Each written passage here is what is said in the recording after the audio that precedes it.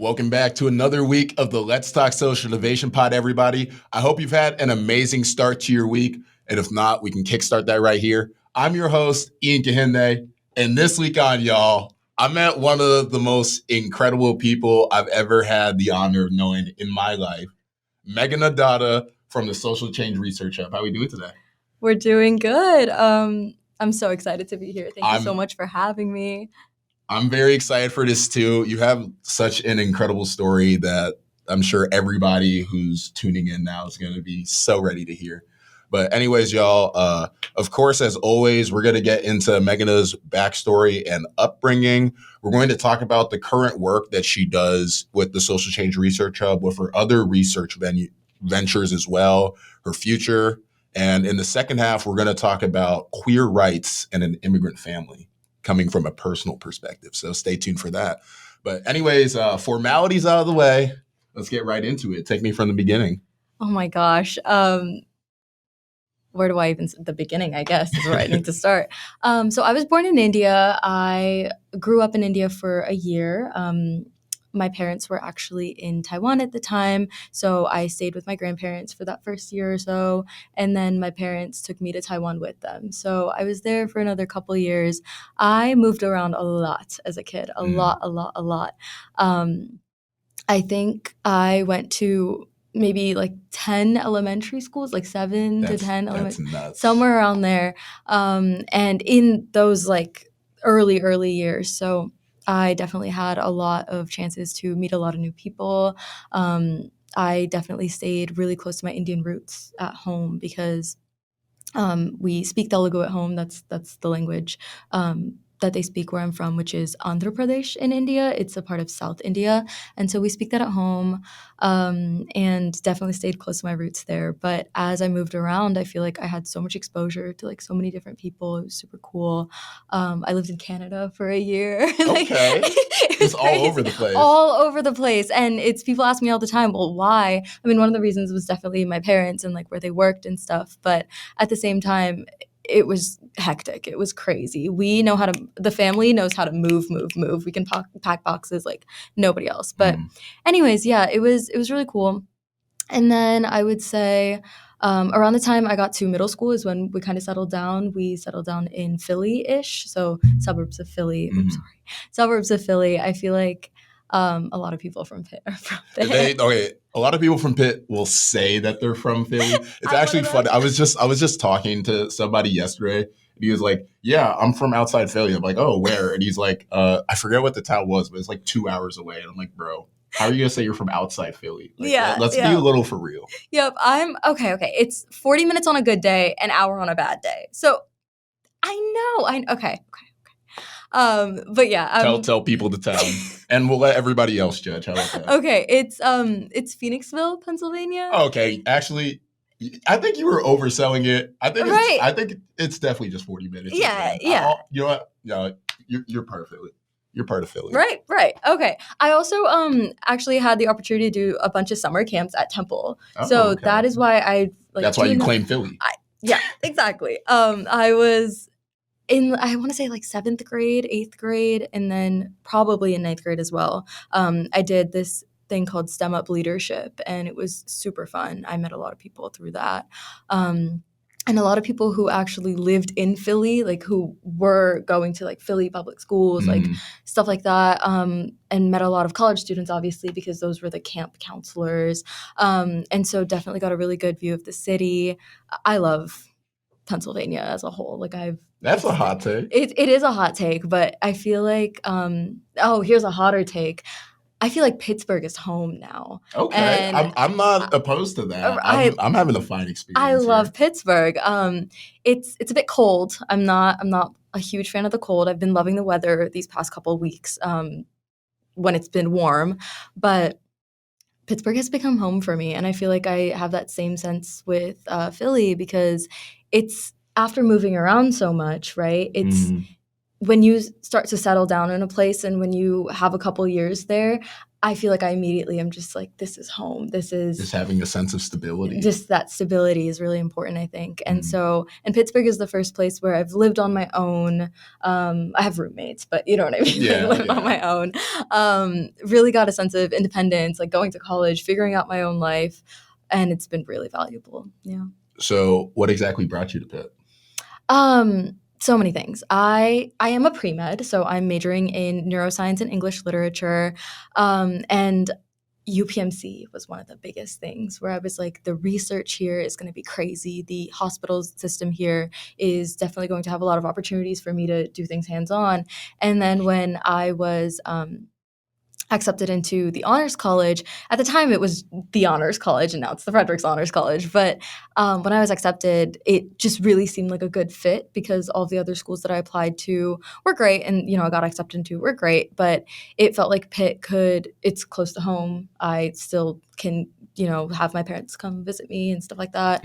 And it just seemed like the perfect fit. And when I visited and when I ultimately committed, it made sense. It just felt right.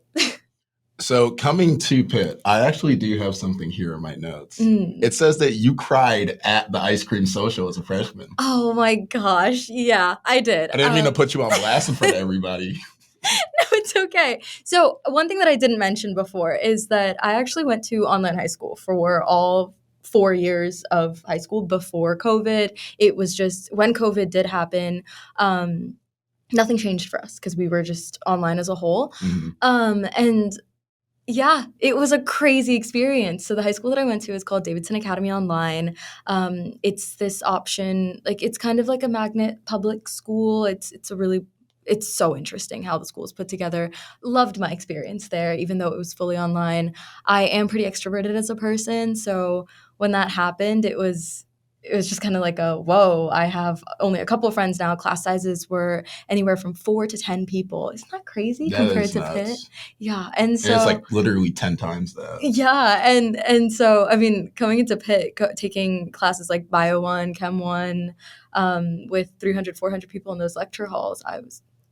Yeah, I was gonna say with like pre-med, you got so many people taking the same classes. You got the whole like auditoriums and everything. Absolutely. And so I was stressed out at that ice cream social. It was just crazy coming to such a large school with the sheer number of people, I think, was very shocking to me because up until that point, I was actually in Pittsburgh a little early doing some research over the summer, and I just wanted to get a head start to see what Pittsburgh was like, get myself acclimated before the semester.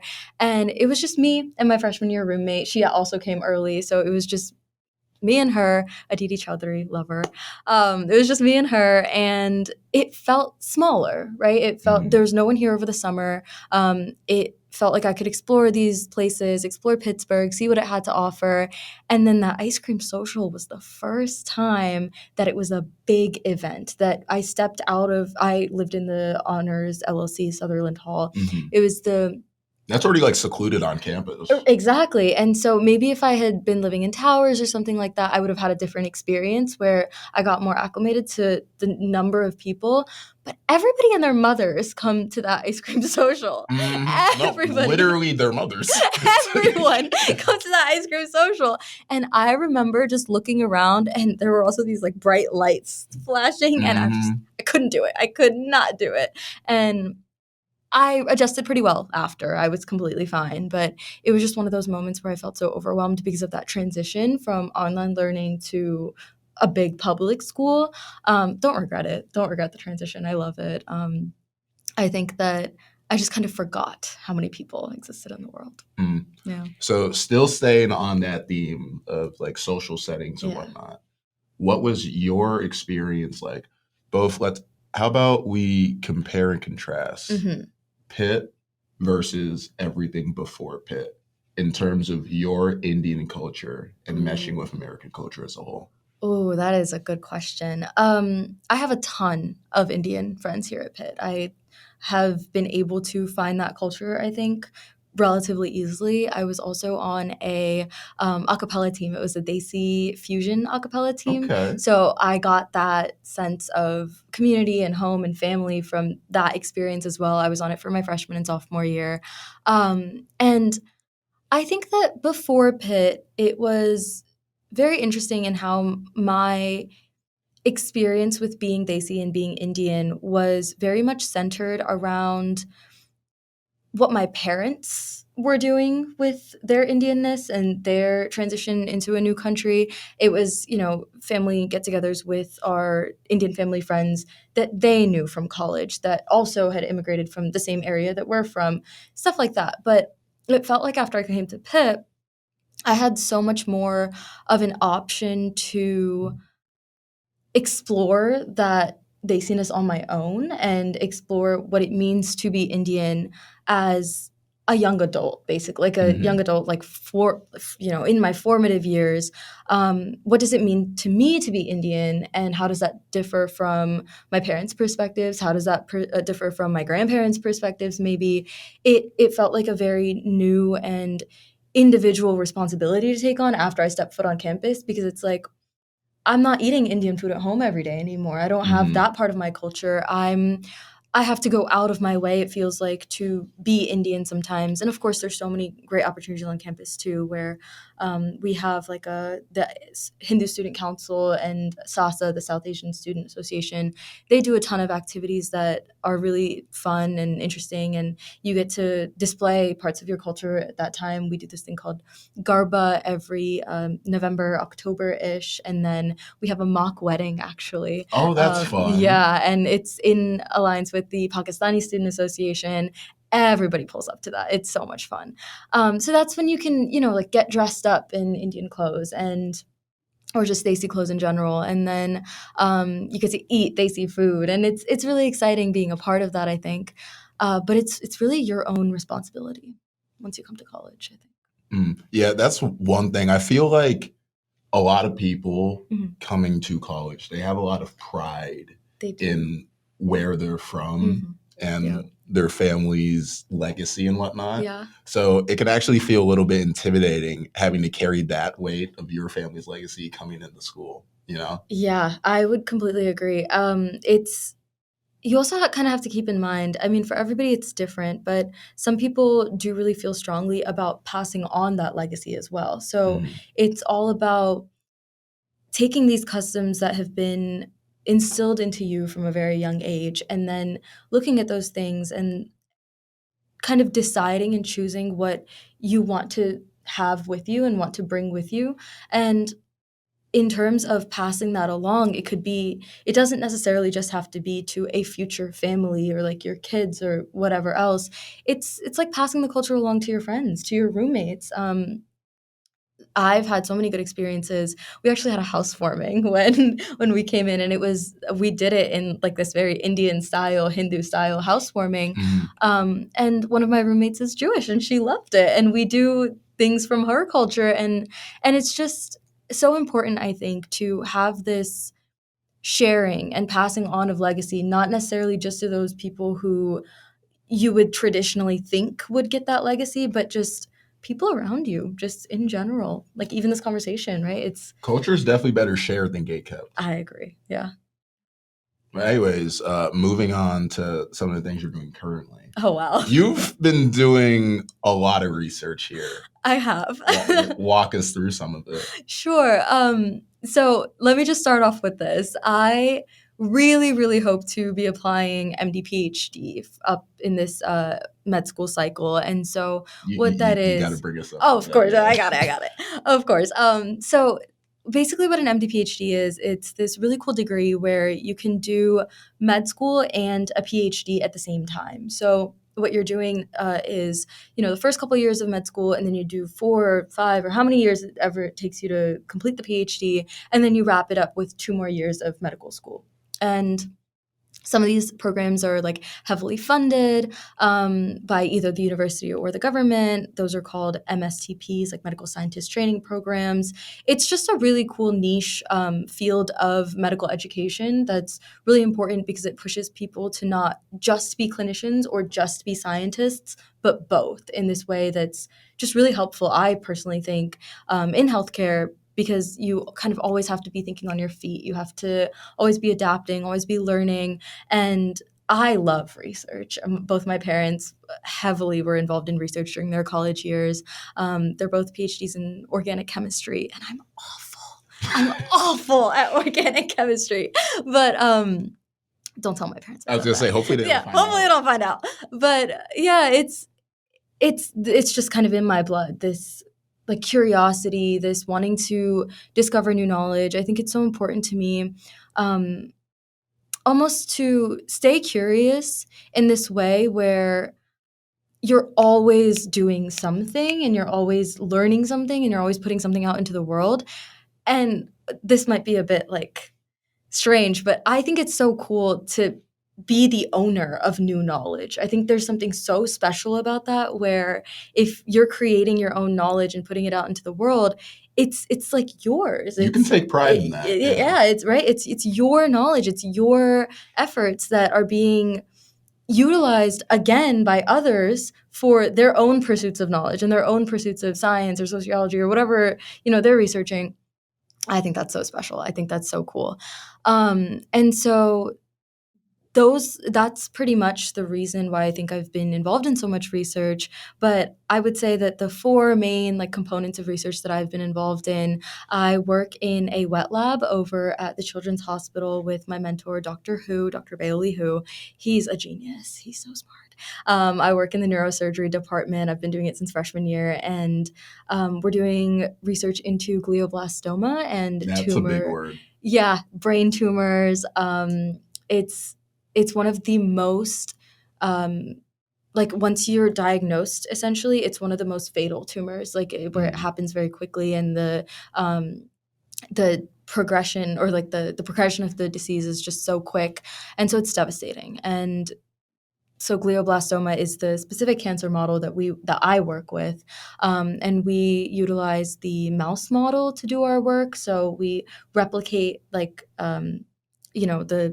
some of the novel treatments that we're coming up with and stuff like that. We try to do it in the mouse model first before sending it off to other people for them to do clinical trials.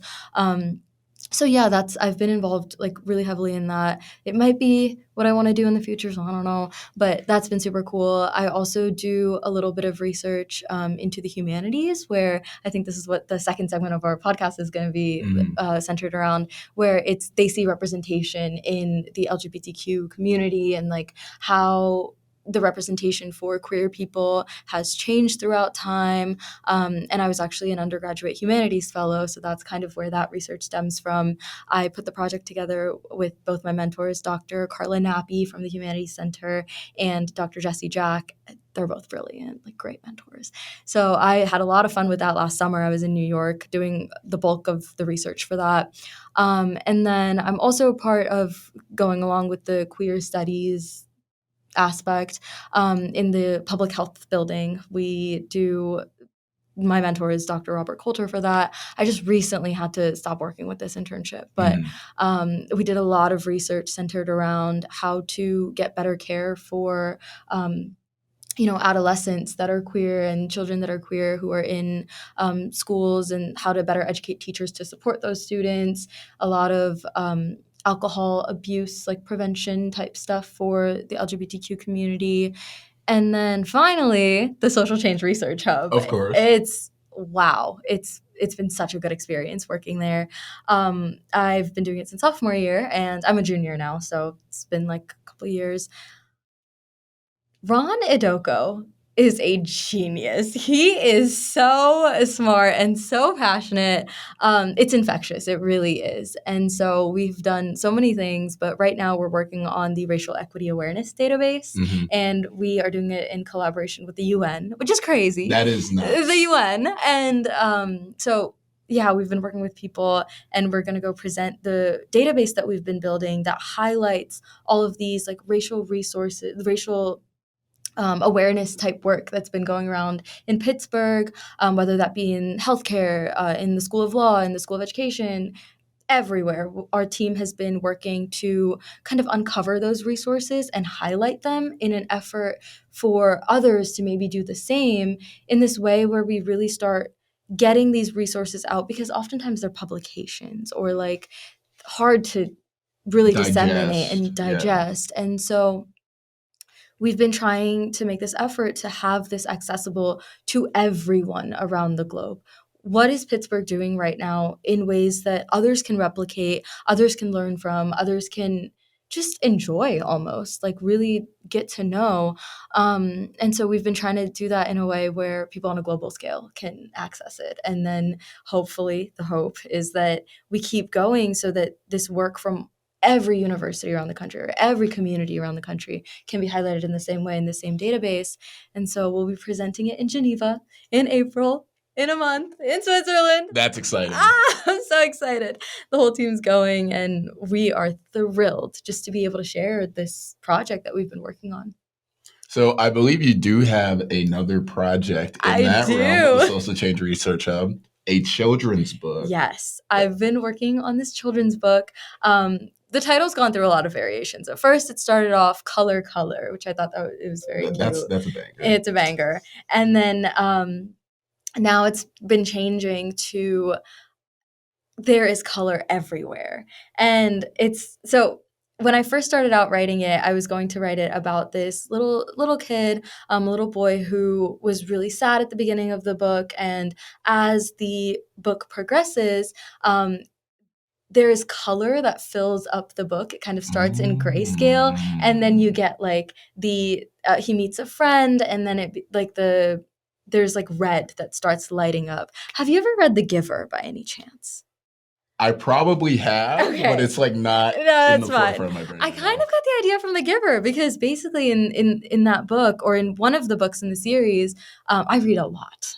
It's an English major. It's hard. Yeah, I've referenced things a lot. But in The Giver, there's this section where there's this like component of the book where everything in their world is grayscale, and there's the giver and his like mentee. They're the only people who get this burden of emotions, of colors, of past memories and stuff like that. And it was just so interesting to me how a world could be so grayscale and only one person gets to like see those colors, and he starts kind of seeing the colors in flickers. And so I was thinking maybe there's a way to, replicate that in like a children's book, because one of the first things kids learn is colors, right? That's something that's easily identifiable. So that's kind of where it came from.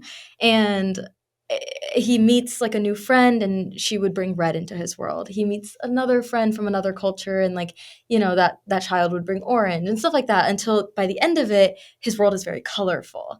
And so that was kind of the plot of the book. That's where I was going with it. And then I realized prose is really hard to write for me. Like even in like a children's book level, I had a great time during the undergraduate humanities fellowship writing the first couple chapters of a YA novel about the Desi queer research.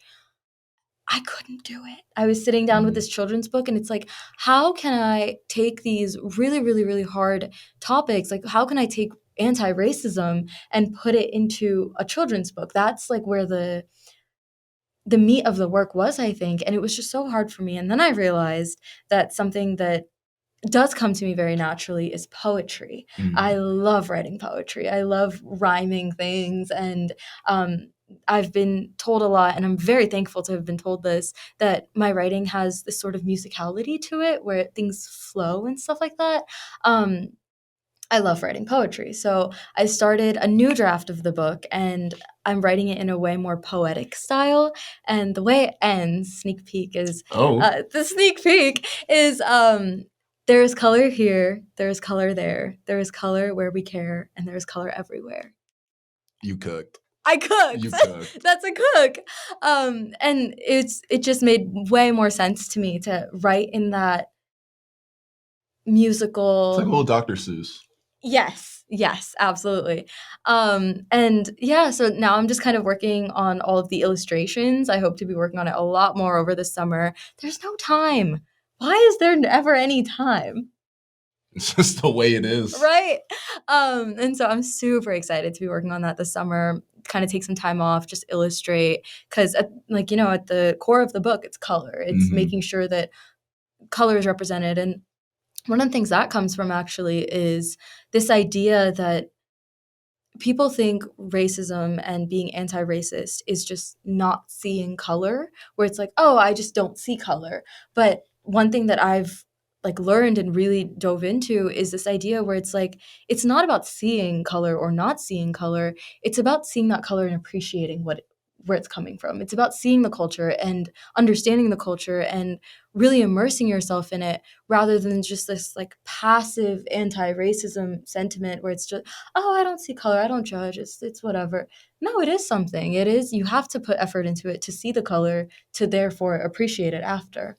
And so that's something that I was really passionate about and something that I wanted to relay through the book. So why a children's book? I love just like this idea of being able to educate people of all, backgrounds and all ages. And the Social Change Research Hub is currently working on a database where, we can educate people that can read, right? We can educate people that are at that level of understanding things. But I feel like there is just such a lack of teaching and like education in some places around the world for the people that matter most. And it's the kids. Like, kids are the next generation always. And I feel like the second you teach a child something and you're able to get it through their heads. I have a little brother myself, and we're always 8 years apart. So he was born when I was 8, and it's like he's 13 now, and he's just a baby, and he's like small. And as I've been growing up, I just realized that there's so much that I can teach my little brother in ways that aren't always the same when you're teaching older students or adults. And so that's kind of where it stemmed from, being able to relay the same information through images, through small words, through poetry. How can these messages be, just explained in this way? And also, children's books are not only for children, right? It's like everybody can appreciate art, everybody can appreciate poetry. And so that's kind of where it came from. I'm also really passionate about drawing and writing. So it's kind of where it all came from. So what's the future like for Meghana?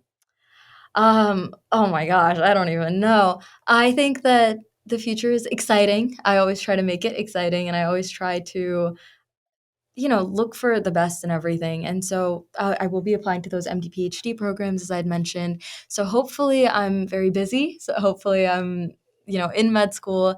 And at the same time, I really hope I still have the time, because I know I will be making the time to pursue all of this research that is so meaningful to me, pursue all of these things that matter to me. So before we hit this week's artist spotlight, what is the biggest life lesson that you can get across to people watching and listening to this? I would say make opportunity for yourself is something that I've realized is so important, where no matter where you go, no matter how hard it is to like look at some things and be like, oh, okay, this is a goal that I have, how do I reach it? There is opportunity everywhere, I think, and not being afraid to take control of the fact that you are capable to take control of that opportunity. I mean, it's literally everywhere, no matter in what field, et cetera, et cetera.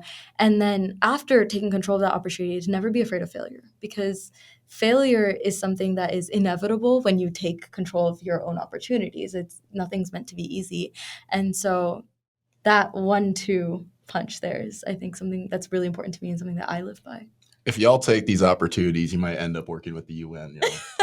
Just saying. Just saying. No, it's such an honor. It's so exciting. Anyways, y'all, getting into this week's Art Spotlight. This is actually going to be a first in the history of Let's Talk Socialization. We have an unreleased snippet from an upcoming album, Idol, by Sammy Rizek. I hope y'all enjoy. convent of the heavens, you will find peace. Murmur, murmur, murmur, yeah. Murmur, murmur, yeah. Murmur, murmur, murmur, yeah. Well, maybe I'm just anxious. I'm covered in pain and sadness, like it's a blanket, it's madness. I told my mama I'm dangerous. I'm not a force to be played with. I wrestle with God and Satan. They told me that I'm their favorite. The pressure, it feels amazing. Latched onto the trauma. My thoughts I try to honor. I wish my mama knew how bad that I was hurting. Surrounded by conflicted, hurting, working, lost old servants. Like my daddy, no offense. I got some dreams I gotta get to. And he created ways so I could find my place in this world. So I put all I got into my words, and I promise I'ma rap till you find me in the hearse. Where when I'm at the mic, it just frees me of my sins. The way I rap about dreaming about buying my dad a Benz and finding peace in this world for my son to grow in. And maybe I'm just anxious, maybe I'm just sad. Maybe a part of me is a part of my real dad. I miss a lot of home, like my friends and all the smokes. Nowadays the weed is so that we all cope. The earth was so abundant and love was so fresh, but we kill each other, steal and try to hurt instead. I hope my grandma still prays for me as I chase my dream of peace faithfully, faithfully, as I chase my dream of peace faithfully. I hope God. Hope y'all enjoyed that snippet from Sammy Rizek, Maybe, coming out on his album Idol March 28th. So I'll have Sammy's artist page and links to all of his music in the description if y'all are interested in finding that. But anyways, y'all, with no further ado, getting to the second half of this week's interview, we're going to be talking about self-advocacy, expression, and queer rights from an immigrant perspective. So I leave the floor open to you, Meghana. Yeah. Wow. I feel like as somebody who has grown up, and we talked about in the first segment of the podcast, who's grown up in this very Indian, this very Desi household, it can be hard to talk about things that are relevant to, queer rights, things that are just anything out of the norm, I guess, for what Desi parents and grandparents are used to. And so that's kind of one of the reasons why I wanted to talk about that, because I personally think that there are just so many people who have a really tough time talking to the people that matter most about their identities. You can at Pitt, I feel very fortunate to be in this community where I can talk to a lot of different people about my identity very openly, whether that be me being Lacey, whether that be me being queer. Like it's very easy to talk about all these different parts of my identity. But then, and this is something that has resonated with a lot of my friends as well, you get into these parts of your life and you get with these certain people, and it feels almost closed off. And that's not necessarily because these people don't have love for you or don't have, care towards you. It's more so of just this not knowing. It's more so of this idea of something so strange. And I mean, think about it. It's as if you have a new color that's introduced to you, like a whole new color that you can't even imagine that's introduced to you. It's hard to conceptualize, right? It's hard to understand this idea of I'm trying to explain it and I can't. And I feel like that is the perspective that a lot of people who aren't as educated about people that are queer have towards these things. And it's just so important to me to have these conversations. And this is a conversation that I had with my little brother, for example, where I feel like a lot of my experience growing up has not been an experience that has been geared towards education in this realm, in the realm of LGBTQIA plus rights. It's just something that's not talked about, something that's put away, something that is almost made a joke of in a lot of different like media situations and like on television and movies. People don't know enough about it, and I think that's where it all comes from. So I decided to take the liberty with my little brother. As I mentioned, we're 8 years apart. So I had a very parental role, I would say, in his upbringing. I was very passionate about making sure that in addition to the things that he was getting from my parents, the love and the care and the affection, he was also getting this sort of progressive education from me, being able to explain this idea of you can do whatever you want to do. You can love whoever you want to love. You can be whoever you want to be, as long as, of course, it's not hurting other people.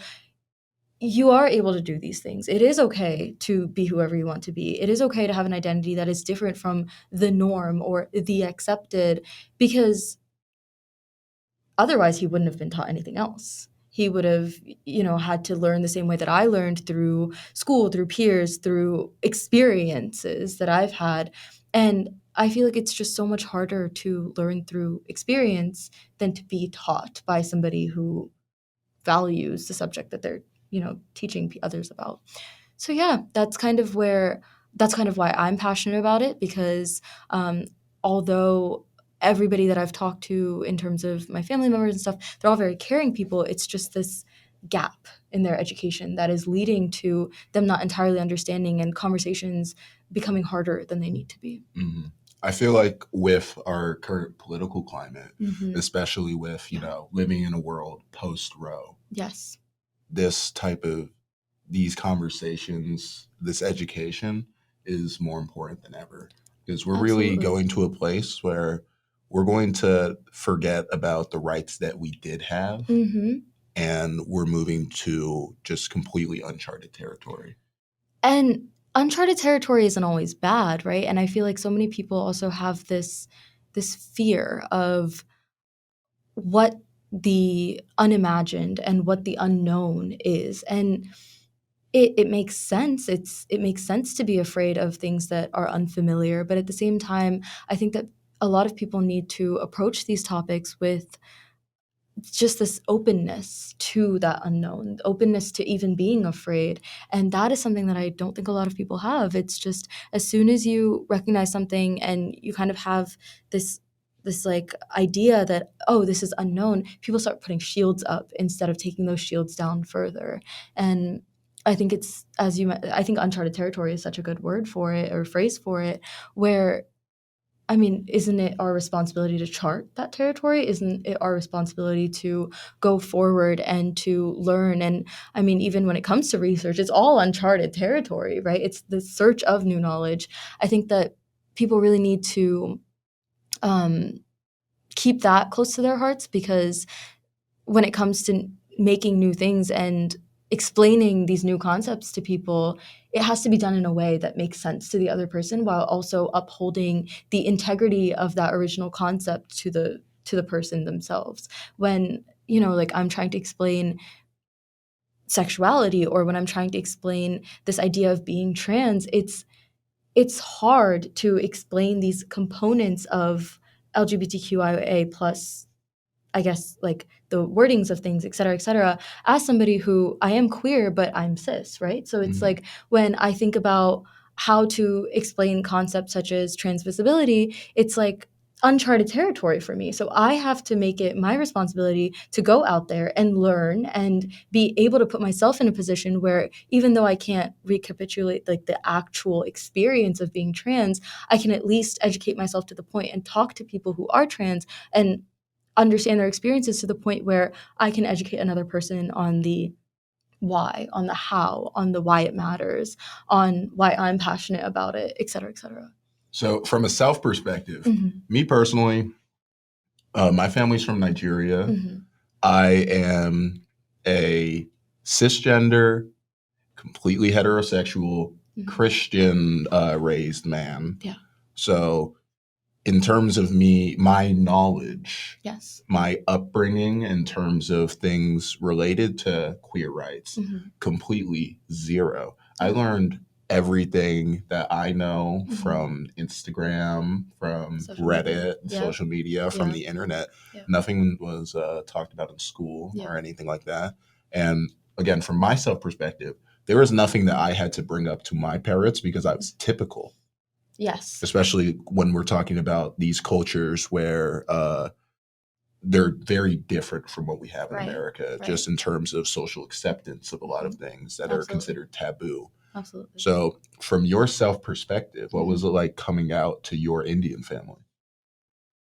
It's hard, right? Because they don't necessarily understand. I haven't came out to a lot of them yet. And it's like, it's just hard to have this conversation with them when they don't fully understand why, or they're in this position where it's scary. It really just is, like, talking to them about it, because that fear of judgment, that fear of, oh, what will my parents think of me, or what will like, as the circle progresses, like, what will my grandparents think of me? What will my parents' friends think of me? Like, it's always this idea of other people's perspectives on perceptions of you, that it feels sometimes like that matters more. But bringing it back to it, I think there's this idea of self-advocacy that is so important, especially in those situations where it's when you care about those people that you're talking to, you expect that same level of care to come back to you. And so I think that's where that self-advocacy comes from, where you have to put yourself out there when you are comfortable. You have to make sure to explain these things in a way that they understand, because at the end of the day, if these people care about you, if my parents care about me, they will always care about me, regardless of my sexuality, regardless of who I choose to end up with, like, et cetera, et cetera. It's just something that, if it matters, it matters. It will always matter. If it's a part of whoever that person is, it will always matter. And of course, like, I recognize that so many people don't have good experiences with it. So they just simply don't. I mean, their parents don't understand. Their parents, there's a lot of bad stuff that happens when you conjure up that courage and then you come out, and then it can go so horribly wrong. But I think that in order to make sure that the best possible experience occurs, it all comes down to education. It all comes down to how things are conveyed, with the tone that they're conveyed in, with how it's presented, how it's brought up. Like, there's just so many different avenues that are so important, I think. And you were talking about social media, for example. The representation has just been getting better and better and better, for example, for LGBTQIA plus people. And it's like, it's just so important, I think, for the right people to also be getting the messages. It's so important for there's a lot of, like, YA things coming out nowadays, but it's helping, our generation feel seen. It's helping people who are queer, or people who are whatever identity that they associate with. It's helping them be more happy with themselves, and it's helping with that identity creation and formation and acceptance. But I think that there's just so much more to be done in this field, where who's targeting the parents, who's targeting the younger children, where that is where the knowledge should be also, spread, right? So I think that's really important. So in terms of the immediate aftermath of coming out to your immediate family, was there any fallout? No, I don't think my parents, they were just like, okay. Like, oh, cool. They were like, all right. It's just like, for me, my parents have always expected me to end up like hetero, like, they always expected that I was heterosexual. So now that I did come out, they were just kind of like, oh, okay. And although there were feelings of, kind of like a confusion and not understanding why, I feel like as a whole, the experience was positive for me. And I'm very lucky to have, been in that situation, because my parents have always been open-minded. They've always been, like, excited to learn new things and excited about just, like, society in general. And as they were immigrants, they came to America with a very open mind, I think, which isn't always the case. And I'm very grateful that my parents did, where they came in knowing that they were adapting to a new culture, a new society, and that they need to take the goods from that society and understand other negative aspects of the society and how to combat those negative aspects of the society.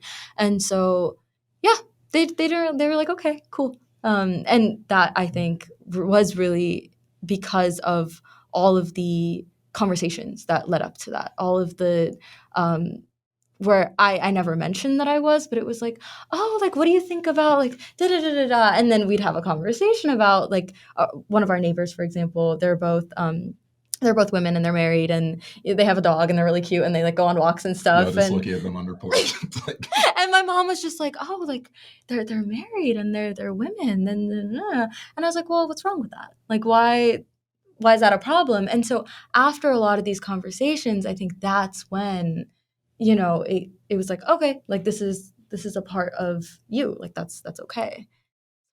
It was all the conversations that led up to it, though. I was literally going to ask about that. I was going to say, in terms of educating your family, were you priming them prior to coming out, or did more come after? I wouldn't say I was priming them, but it's like any social issue or any, thing that is important to me. I like to yap about things. Like I get passionate about things.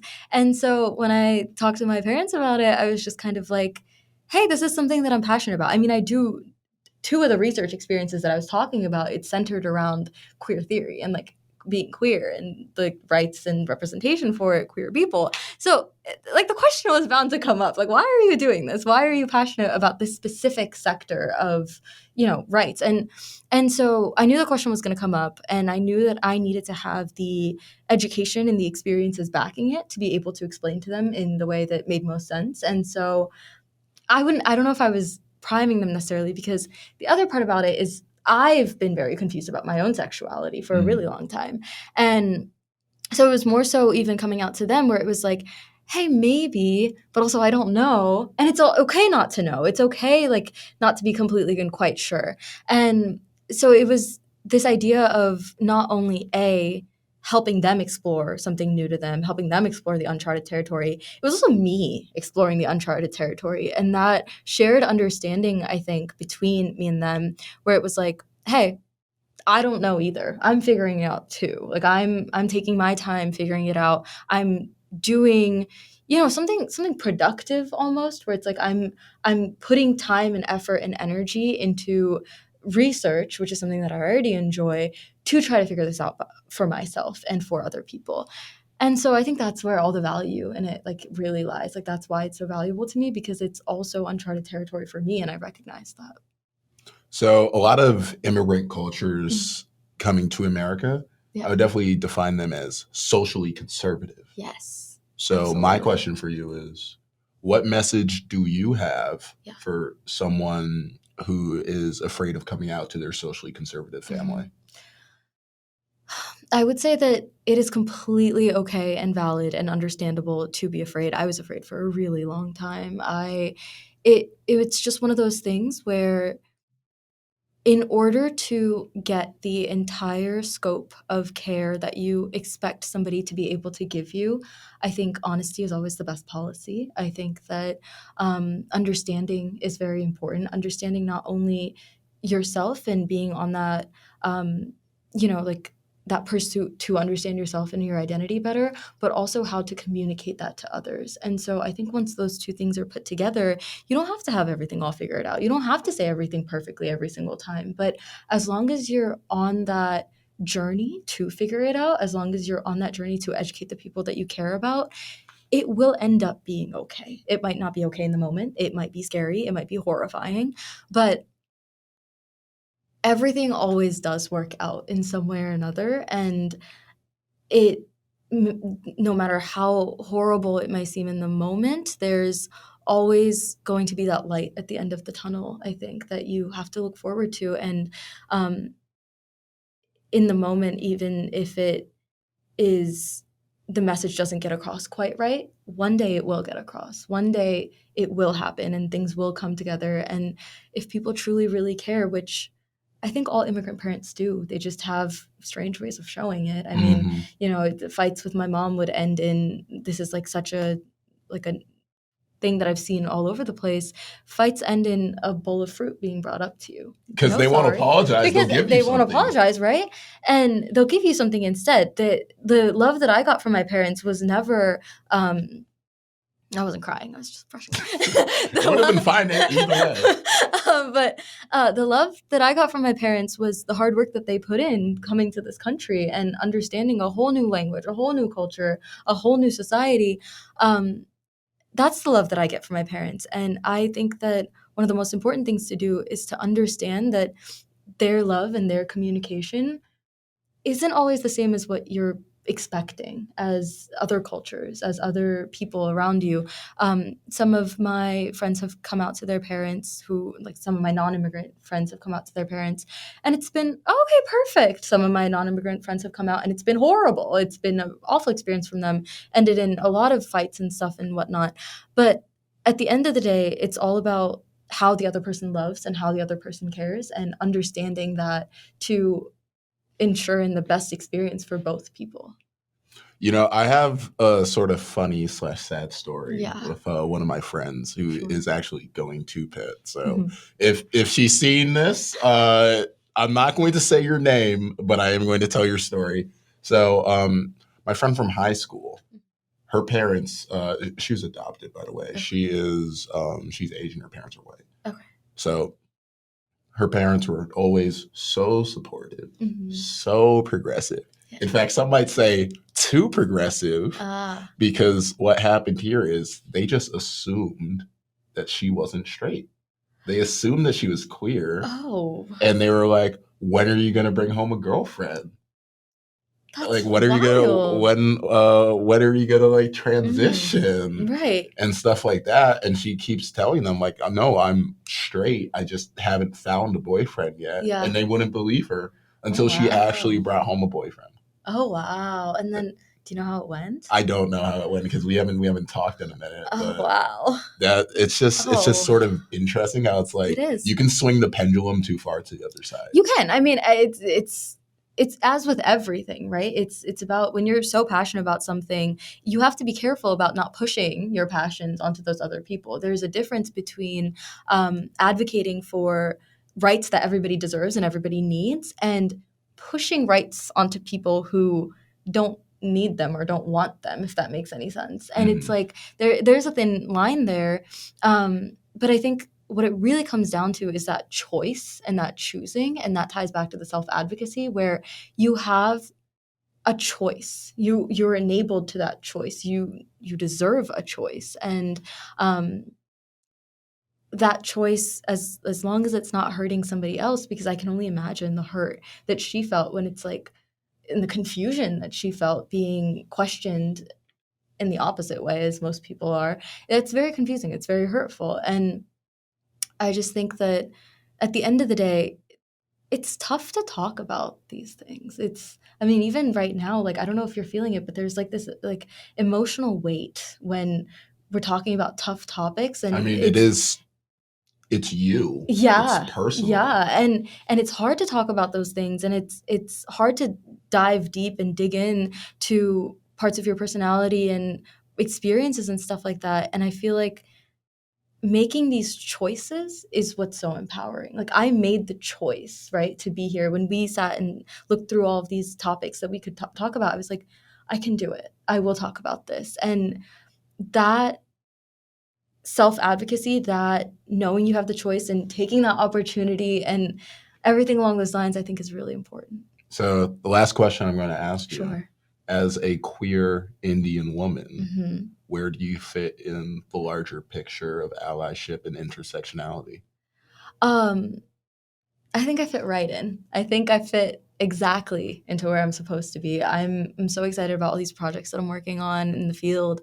And it's just, I feel like I fit into this little pocket that I've made for myself, this little niche that I know that I do belong in, where I see other creators around me and I can recognize, oh my gosh, there's this one creator that I follow on Instagram. I'm obsessed with her. She's so cool. Give her a plug. I don't know her username. Oh no. I'm just obsessed with her. She's very pretty. But it's just, I see these creators. Actually, I do know her. It's Pink Upachum, I believe. Yes, I just didn't want to get it wrong. But she's so cool. And it's like, she's so open about her sexuality and about herself and about who she is. And I just think that it's just so important to have that niche and know where your niche is and fit it in a way that you can make change for other people. You can be so comfortable with yourself in that niche that you start influencing other people in such positive ways and enabling them to be parts of those niches as well, whatever they choose to be a part of. But enabling that. I think that you are a beautiful example Thank of you. advocating for all things that make people people. Yeah. You do Thank work you. in terms of race. You're doing work in terms of queer, LGBTQIA, all of that stuff. Doing work for women, all genders, and it's needed, you know? It's one of my favorite words is exigence, and I love words. I love how words sound. Like exigence is a cool word. What is exigence? Exigence is the need for something to happen. It's this, if something is exigent, it's needed, you know, like it's urgent, it's pressing, but in a positive way. And I think that everything that I'm doing is so exigent, and that's why I'm so passionate about it. Everything that so many people, even everybody that you've had on the podcast so far, everything everybody's doing is so needed because, as you said, it's what makes people people. And if people aren't people, then where's the joy in that? Where's the people in that, right? And it's like that exigence is something that I really like to focus on, because whenever you're working towards something, it is just so much more gratifying when you know it's needed and when you know it is impactful. I think that's a good place to close off. Me Yeah. learning a new word that I will actually be using. It's a good word. Is there anything else that you want to get across to our watchers and listeners? No, I just, again, thank you so much for having me. This was such a good conversation. I feel like I learned so much more about myself. I feel like I learned so much in general, and I'm glad I taught you a new word too. But thank you. Thank you for having me. You've been an amazing guest. Thank you. Again, everybody, this is Meghana Dodda. All links, Meghana, will be in the description of this episode, whether you are watching on YouTube or listening on any of our audio platforms. But this is your host, Ian Kahende, and we are signing off. Peace out, everybody. Thank you.